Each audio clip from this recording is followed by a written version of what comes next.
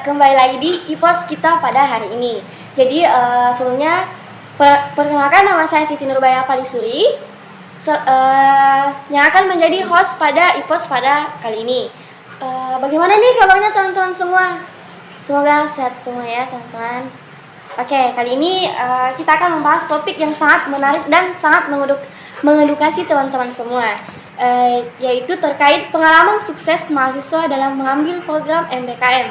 Jadi di episode e-pods kali ini kita kedatangan narasumber yang sangat mengedukasi dan sangat keren di mahasiswa Universitas Negeri Makassar ini. Jadi beliau itu merupakan mahasiswa yang bukan hanya sukses meraih di bidang akademik, namun sukses juga meraih di luar non akademik. Jadi sebelumnya kita ingin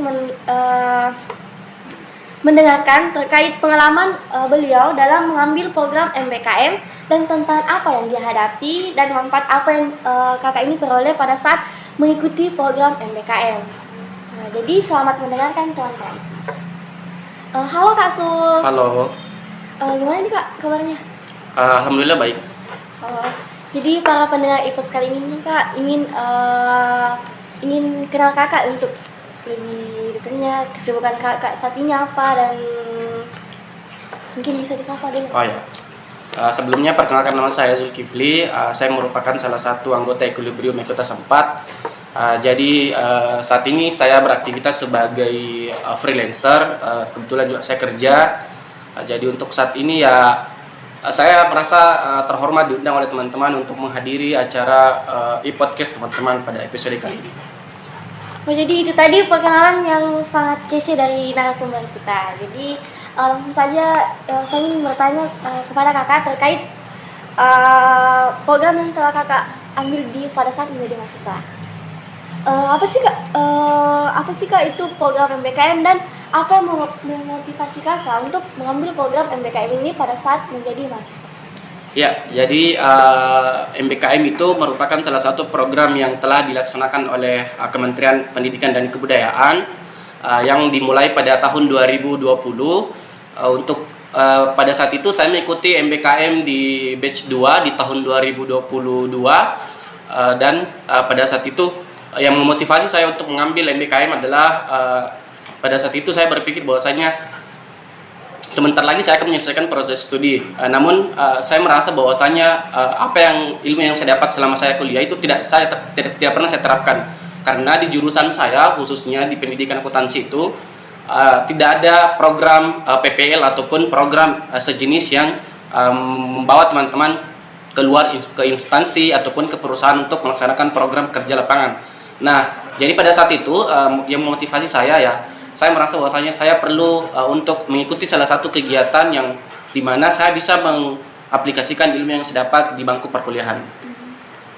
Jadi kan tadi kakak sudah menjelaskan terkait motivasi kakak untuk mengikuti program MBKM. Nah tentunya mungkin dari sobat Ekolip semua di sini ingin mengetahui bagaimana sih kita itu dapat menentukan minat dan keahlian kita untuk mengikuti program MBKM ini. Ya, jadi untuk menentukan minat dan keahlian teman-teman, pastinya teman-teman sudah tahu bahwasannya saya keahliannya di sini. Saya jurusannya misalnya pendidikan ekonomi pembangunan ataupun manajemen. Jadi di MBKM juga mereka menyediakan beberapa program ataupun beberapa perusahaan yang sudah ditentukan jurusan untuk yang mereka akan terima. Jadi mereka semisal pada saat itu waktu saya mengikuti program MBKM, saya pada saat itu mengambil sebagai staff accounting. Nah, di mana sesuai dengan background pendidikan saya, background jurusan saya itu jurusan akuntansi, seperti itu. Kan tadi kakak sudah menyebutkan terkait minatnya kakak di staff accounting. Nah, dalam mengikuti program MBKM ini tentunya pasti ada tantangannya kak. Jadi apa sih yang menjadi tantangan Kak Sul ini dalam mengikuti program MBKM pada saat ini? Ya, jadi tantangannya pada saat itu berhubung karena waktu di tahun 2021 itu masih dalam keadaan pandemi COVID-19. Jadi pada saat itu tantangan terbesar yang saya hadapi adalah di mana saya harus mengikuti program MBKM ini dalam keadaan online. Jadi saya harus mengikuti kegiatan ini secara virtual selama 2,5 tahun. Nah, namun pada saat itu tantangan terbesar yang saya hadapi lagi ialah saya pada saat tiba di lokasi, pada saat tiba di tempat magang secara langsung, yang tantangan yang saya hadapi adalah di mana ilmu yang saya dapat di bangku perkuliahan itu berbeda jauh dengan apa yang saya dapatkan di tempat kerja. Nah, jadi itu tantangan terbesarnya, di mana saya merasa bahwasanya ilmu yang saya dapat di bangku perkuliahan itu tidak sejalan dengan pekerjaan yang akan saya hadapi. Terlebih khususnya pada saat itu pekerjaan yang diberikan oleh perusahaan pada saat itu, oleh yayasan pada saat itu kepada saya, itu saya rasa bahwasanya ada keuntungan yang besar yang saya dapat ketika saya mengikuti program MBKM ini, karena ilmu yang saya dapat di sini tidak saya dapat di kampus. Oh, jadi tadinya kan kakak mengatakan kalau adanya keuntungan di sini. Jadi apa sih manfaatnya ini program MBKM, Kak? Selain di situ ilmu yang didapat di kampus ya dapat yang didapat di instansi di situ, kemudian tidak dapat di instansi sebelumnya. Ya, jadi tentunya ada beberapa manfaat yang teman-teman bisa dapatkan pada saat mengikuti program MBKM. Yang pertama, teman-teman bisa membawa nama universitas, khususnya Universitas Negeri Makassar, kepada perusahaan ataupun instansi tempat teman-teman nanti melaksanakan program MBKM. Terus keuntungan lainnya adalah teman-teman untuk di program MBKM kebetulan kita akan mendapatkan satu benefit, di mana benefit ini digunakan untuk teman-teman seperti uang saku. Jadi teman-teman akan mendapatkan uang saku. Uang saku ini teman-teman dapatkan selama program MBKM berlangsung. Nah, selanjutnya keuntungan lain yang teman-teman bisa dapatkan adalah sertifikat. Jadi sertifikat ini akan berdampak besar ketika teman-teman telah menyelesaikan program MBKM dan teman-teman telah menyelesaikan kuliah dan ketika teman-teman akan melamar pekerjaan nantinya, karena sertifikat ini akan digunakan dan akan menjadi pertimbangan besar bagi perusahaan untuk menerima teman-teman. Wah, banyak juga ya Kak benefitnya dari program MBKM ini. Jadi mungkin sobat Ekolip semua yang di luar sana ini ingin mengetahui gimana sih Kak caranya mendapatkan informasi terkait program MBKM ini? Apakah dapat dari web, Instagram, dari gimana Kak? Ya, jadi untuk informasi yang pada saat itu saya dapatkan di Telegram. Jadi pada saat itu saya bergabung di grup Telegram program MBKM, namun pada saat itu masih KM2 namanya. Lalu pada saat itu muncul di grup ada link grup yang dikirim berupa grup untuk program MBKM batch 2. Jadi pada saat itu saya tertarik mengikuti program tersebut, hingga akhirnya saya iseng-iseng pada saat itu untuk mengklik link tersebut. Nah, pada saat itu juga setelah itu saya berusaha mencari informasi, kebetulan sebagai PIC MBKM dari dosen kita di Fakultas Ekonomi. Jadi pada saat itu saya ketemu dengan Pak Rahmatullah untuk bertanya seperti apa sih itu program MBKM. Nah, jadi kan di sini waktunya, jadi kakak itu kenapa di Telegram. Jadi di sini saya mau tanya nih Kak, Kak, gimana sih alur seleksinya ini kakak masuk di program MBKM ini? Ya, jadi bisa diceritakan ke teman-teman semua. Ya, jadi alur seleksi program MBKM ini yang pertama pada saat itu teman-teman akan diarahkan untuk membuat akun. Jadi setelah teman-teman memiliki akun di website Kampus Merdeka ataupun di MBKM UNM, teman-teman selanjutnya akan mengikuti proses seleksi administrasi. Jadi ada beberapa administrasi yang teman-teman perlu lengkapi seperti transkrip nilai, surat rekomendasi dan lain-lain. Nah, setelah dari itu teman-teman akan mengeplay beberapa pekerjaan yang sesuai dengan minat dan bakatnya teman-teman, atau minat dan keterampilannya teman-teman. Jadi kalau saya menyarankan untuk teman-teman sekalian pada saat mengeplay beberapa pekerjaan ataupun program MBKM yang akan diikuti itu jangan hanya satu. Jadi teman-teman boleh mengeplay lebih dari 10, karena peluang untuk teman-teman itu diterima sangat kecil. Jadi ketika teman-teman banyak mengeplay pekerjaan banyak mengeplay program magang di website tersebut, maka besar juga kesempatannya teman-teman untuk diterima, seperti itu. Jadi setelah itu ada proses interview dari perusahaan yang akan menerima teman-teman. Setelah teman-teman nyatakan lolos seleksi, setelah interview barulah teman-teman dinyatakan untuk bergabung bersama mereka di instansi atau yayasan mereka seperti itu. Seperti apa? Jadi kan tadi kakak sudah menyebutkan terkait diterima ketika sudah interview. Nah, bagaimana sih perasaan Kak Sul ini pada saat dinyatakan lolos oleh instansi terkait? Ya, jadi pada saat itu, pada saat saya dinyatakan lolos MBKM, pada saat itu sebelum awalnya saya belum lolos, saya berada di daftar tunggu. Jadi ketika ada yang tidak mengambil program tersebut, maka saya yang akan masuk. Nah, pada saat itu program sudah berjalan 1 minggu. Jadi pada saat itu saya sudah merasa bahwasanya saya belum lolos dan belum rezekinya saya pada saat ini. Nah, seminggu setelah proses kegiatan berlangsung, tiba-tiba dari pihak yayasan tempat saya magang itu menghubungi bahwasanya bagaimana, halo Kak Sul, kebetulan kami dari yayasan ini, kebetulan kakak kemarin berada di daftar tunggu, apakah kakak bersedia mengambil program magang ini, karena kebetulan ada yang mengundurkan diri. Jadi pada saat itu saya dalam keadaan menyusun ini skripsi, proses akademik akan selesai, tapi yang saya pikir adalah ini adalah kesempatan besar bagi saya, jadi kenapa tidak saya mengambil kesempatan ini, seperti itu. Jadi pada saat kakak ini mengikuti program MBKM ya kak, saya mau nanya kepada Kak Sul ini, gimana sih kak suka dan dukanya pada saat mengikuti program MBKM ini? Ya, jadi adapun sukanya selama mengikuti program ini, saya bisa bertemu dengan teman-teman yang luar biasa dari berbagai universitas. Pada saat itu saya ada teman magang dari Universitas Musa Mus Merauke, ada juga dari Universitas Negeri Medan. Kita berasal dari berbagai universitas disatukan dalam satu yayasan. Selanjutnya sukanya yang lain adalah pada saat itu karena program magangnya di Jakarta. Jadi kita banyak diajak mengeksplor budaya Jakarta, lebih ke jalan-jalan sih sebenarnya. Selanjutnya sukanya ialah saya belajar banyak dari dosen yang menjadi penanggung jawab saya dan mentor saya pada saat itu. Jadi di tempat magang ada mentor namanya yang membantu saya selama proses magang berlangsung seperti itu. Adapun dukanya ya itu tadi, kita mengikuti program ini secara online. Jadi saya merasa pada saat itu sangat kewalahan karena banyaknya pekerjaan yang harus diselesaikan, tapi secara jarak jauh.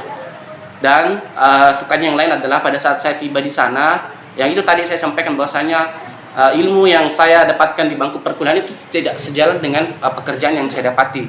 Selanjutnya dukanya yang lain adalah pada saat itu, waktu proses magang, saya pernah terlambat pada saat di hari pertama tiba di sana, pada saat tiba untuk mengikuti kegiatan offline.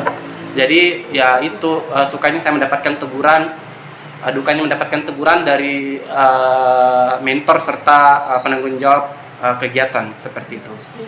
Oh, jadi itu tadi loh kak, teman-teman suka dan dukanya. Jadi mungkin nih kak, teman-teman di sana itu ingin mengetahui apa sih yang perlu dipersiapkan pada saat kita ingin mengikuti program MBKM ini. Mungkin teman-teman di sana. Ya, jadi hal-hal yang perlu teman-teman persiapkan adalah untuk mengikuti kegiatan ini, tentunya teman-teman harus siap secara lahir batin. Kenapa saya mengatakan hal demikian? Karena kegiatan ini adalah kegiatan yang sangat bermanfaat bagi teman-teman di masa mendatang. Jadi teman-teman harus siap secara lahir dan batin. Yang kedua, teman-teman harus mempersiapkan segala berkas administrasi untuk mengikuti proses seleksi. Dan tentunya teman-teman harus meminta izin kepada kedua orang tua, menyampaikan ini kepada pihak dosen bahwasanya saya akan mengikuti kegiatan MBKM. Jadi teman-teman juga akan mendapatkan dukungan secara tidak langsung seperti itu. Jadi kan setelah kita mendapat suatu isinya ya kak, bagaimana sih nantinya kalau misalkan kita sudah masuk di program MBKM ini, bagaimana upaya program MBKM ini dapat mengembangkan keterampilan kita nantinya? Ya, jadi tentunya bagaimana program MBKM ini membentuk keterampilan teman-teman itu kembali kepada diri kita pribadi. Karena ketika teman-teman dinyatakan sudah diterima sebagai peserta program MBKM, ya teman-teman sudah harus berusaha untuk mengaplikasikan kemampuan teman-teman, memberikan kemampuan terbaik teman-teman, memberikan apa yang teman-teman ketahui dan apa yang teman-teman dapatkan selama di bangku perkuliahan. Jadi ya itu yang perlu teman-teman lakukan. Jadi setelah ini kan kembali lagi di diri pribadi kita ya Kak. Dari kasus ini bagaimana sih Kak membangun jaringan profesional pada saat kita telah dinyatakan lolos di instansi terkait? Ya, jadi cara membangun jaringan profesional ya tentunya teman-teman harus tekun, teliti dan ulet untuk bekerja ketika teman-teman dinyatakan diterima di program MBKM ini. Dan selanjutnya secara profesional teman-teman harus mengerjakan yang sudah menjadi tanggung jawab teman-teman. Jadi teman-teman tidak boleh mengerjakan hal-hal lain yang di luar dari pekerjaannya teman-teman, seperti itu. Dan teman-teman ketika sudah diberi kepercayaan untuk mengerjakan pekerjaan nantinya pada saat mengikuti MBKM ya teman-teman harus selesaikan. Dan selanjutnya adalah ketika teman-teman berada di program MBKM ini, maka teman-teman harus memperluas jaringannya teman-teman. Teman-teman berkenalan dengan seluruh staf kantor ataupun bahkan pimpinan. Jadi pada saat itu ketika saya mengikuti program MBKM, saya menyapa kebetulan yang menjadi pimpinan Yayasan OKOC pada saat itu ya Bapak Sandiaga Uno. Jadi saya bertemu dengan beliau pada saat kegiatan halal bihalal seperti itu. Jadi kan tadi Kak kalau kita ini ingin selesai program MBKM ini, kita mungkin bisa berpamitan kepada pihak-pihak yang ada pada instansi terkait tersebut. Jadi ingin saya tanyakan ini Kak Sul, apa sih Kak yang kita lakukan pada saat pada saat program MBKM ini selesai? Apakah yang harus kita lakukan di situ? Apakah ada dokumen yang harus Ya, tentunya ada dokumen yang teman-teman perlu selesaikan. Karena di MBKM juga itu namanya ada laporan mingguan. Jadi teman-teman mulai dari program awal program berjalan hingga akhir program berjalan itu ada laporan. Jadi akan ada laporan yang teman-teman kerjakan. Jadi misalnya laporan mingguan, teman-teman mengerjakan laporan mingguan, menyetorkan laporan mingguan ke website yang telah ada. Itu menceritakan hal-hal yang teman-teman laksanakan selama 1 minggu berjalan. Nah, selanjutnya untuk di proses penyelesaian kegiatan, tentunya ada laporan akhir yang disetorkan kepada pihak perusahaan sebagai bukti bahwasanya kita telah mengerjakan seluruh pekerjaan, seluruh tanggung jawab yang telah diberikan oleh pihak yayasan ataupun pihak perusahaan. Nah, mungkin nih Kak dari teman-teman di sana itu ingin mengikuti program MBKM ini. Mungkin ada pesan yang ingin Kak Sul sampaikan kepada teman-teman di IPOTS pada kali ini. Mungkin ada tips and trick loh Kak. Ya, jadi untuk seluruh teman-teman mahasiswa Fakultas Ekonomi ataupun mahasiswa Universitas Negeri Makassar, kalau dari saya, karena berhubung sekarang sudah teknologi yang semakin canggih, sudah memasuki 5.0, makanya saya rasa teman-teman perlu mengikuti kegiatan MBKM ini, di mana kegiatan ini saya rasa jika teman-teman berada di angkatan 2020, 2021, 2022, bahkan nantinya yang akan datang 2023, perlu mengikuti kegiatan yang bisa mengasah keterampilan teman-teman. Nah, untuk tips dan triknya untuk mengikuti kegiatan MBKM ini ya tentunya teman-teman yang pertama harus update. Jadi teman-teman tidak boleh tidak mencari informasi. Jadi teman-teman mencari informasi sebanyak-banyaknya dari mereka yang pernah mengikuti MBKM, dari pihak PIC MBKM UNM, dan orang-orang yang sudah terjun di program tersebut. Dan tips selanjutnya adalah teman-teman perlu mempersiapkan keterampilannya teman-teman. Jadi teman-teman ketika tidak didasari oleh keterampilan dan mengikuti program kegiatan MBKM ini akan kewalahan sendiri ketika teman-teman diterima ataupun ketika teman-teman mengikuti proses interview, karena besar kesempatan teman-teman untuk diterima di perusahaan atau yayasan tersebut itu tergantung dari bagaimana hasil interview teman-teman. Jadi teman-teman harus memperbaiki public speaking-nya teman-teman, teman-teman harus memperbaiki keadministrasiannya teman-teman. Contoh misalnya teman-teman menyusun berkas dengan sebaik-baiknya dan mengikuti pola ataupun jalur seleksi dengan sebagaimana yang telah ditentukan, seperti itu. Wow, itu tadi ini teman-teman pembahasan dari narasumber kita yang sangat kece ini. Bukan hanya meraih sukses di bidang akademik tapi juga di luar non akademik seperti mengikuti di program MBKM ini. Nah, teman-teman di sini mungkin itu tadi terkait pembahasan kita terkait pengalaman sukses mahasiswa dalam mengambil program MBKM ini. Nah, kami berharap di podcast ini kita memberikan gambaran yang jelas terkait program MBKM dan memotivasi teman-teman semua untuk mengikuti kegiatan MBKM yang mungkin teman-teman ingin ketahui mungkin teman-teman yang ingin ketahui tapi belum didapat dari infonya sebelumnya. Terima kasih telah mendengarkan podcast kami pada kali ini. Jangan ragu untuk mencari informasi terkait program MBKM. Tadi jadi satu kutipan yang saya dengar tadi dari Kak Sulini. Jadi teman-teman itu mungkin bisa memperbaiki public speaking-nya ketika ingin mengikuti sebuah kegiatan. Oke, sekian dan terima kasih. Wassalamualaikum warahmatullahi wabarakatuh. Waalaikumsalam warahmatullahi wabarakatuh.